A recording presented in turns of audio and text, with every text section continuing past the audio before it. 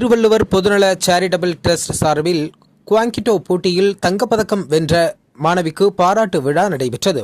திருவள்ளுவர் பொதுநல சேரிட்டபிள் டிரஸ்டின் 19ஆம் ஆண்டு திருவள்ளுவர் தின விழா தரணி பள்ளியில் அண்மையில் கொண்டாடப்பட்டது.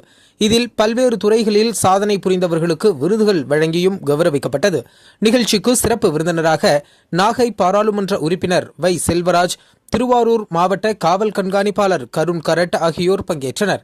தேசிய அளவிலான குவாங்கிட்டோ போட்டி மத்திய பிரதேச மாநிலத்தில் உள்ள இந்தூரில் நடைபெற்றது. இதில் 15 வயதிற்குட்பட்டோருக்கான குவாங்கிட்டோ போட்டியில் பங்கேற்ற மன்னார்குடியைச் சேர்ந்த 4ஆம் வகுப்பு பயிலும் மாணவி பிரஜயா ஸ்ரீ முதலிடம் பிடித்து தங்கப்பதக்கம் வென்று சாதனை படைத்தார். மாணவி பிரஜயா ஸ்ரீ கடந்த 2 வருடங்களாக மன்னார்குடியில் உள்ள இஷின்ட்ரியோ கராத்தே பள்ளியின் ஆசிரியர் ராஜகோபால் அவர்களிடம் பயிற்சி பெற்று வருகிறார் என்பது குறிப்பிடத்தக்கது. முன்னதாக திருவள்ளுவர் தின விழா தவிலிசை கலைஞர் அமிர்தவர்ஷினியின் மங்கள இசையுடன் தொடங்கியது.